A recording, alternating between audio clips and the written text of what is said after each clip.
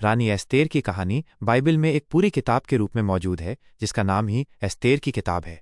ये बाइबल के पुराने नियम की एक ऐतिहासिक किताब है। एस्तेर की किताब का सार।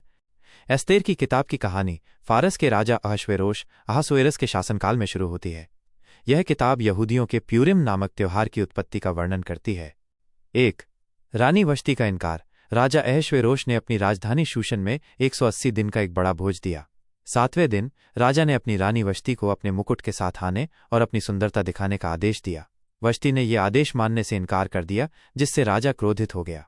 राजा के सलाहकारों ने उसे बताया कि वश्ती का यह कार्य पूरे राज्य की महिलाओं को राजाओं की आज्ञा न मानने के लिए उकसा सकता है, इसलिए राजा ने वश्ती को रानी पद से हटा दिया।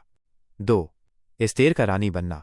राजा ने एक नई रानी चुनने के लिए पूरे राज्य से सुंदर लड़कियों को महल में लाने का फरमान जारी किया। इन्हीं लड़कियों में से एक थी हदासा।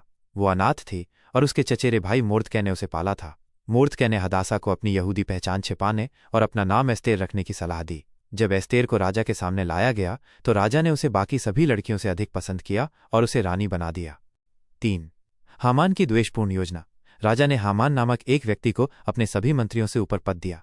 राजा के आदेशानुसार सभी को हामान के सामने झुकना पड़ता था।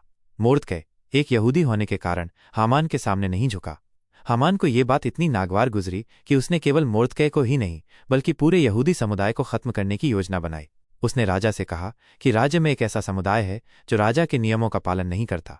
हामान ने यहूदियों को मारने के लिए राजा से एक फरमान जारी करवाया और इसके लिए बड़ी रकम भी दी। 4. एस्तेर की बहादुरी। जब मोर्दकै को इस भयानक फरमान के बारे में पता चला तो उसने एस्तेर को संदेश भेजा। उसने एस्तेर से कहा कि वो राजा के पास जाकर अपने लोगों के लिए दया की भीख मांगे। एस्तेर ने मोर्दकै से कहा कि राजा के पास बिना बुलाए जाना मौत को दावत देना है। तब मोर्दकै ने उसे ये याद दिलाया कि कौन जानता है, हो सकता है कि तुम इसी समय के लिए रानी के पद पर पहुंची हो।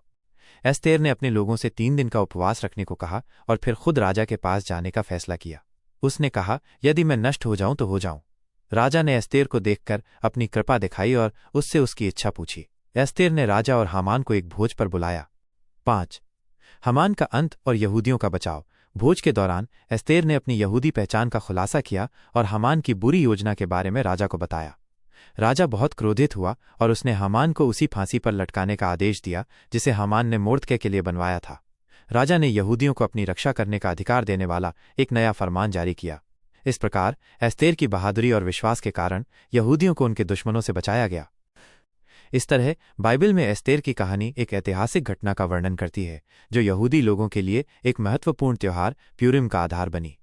ये कहानी हमें ईश्वर पर विश्वास रखने, साहस दिखाने और सही समय पर अपने लोगों के लिए खड़े होने का संदेश देती है।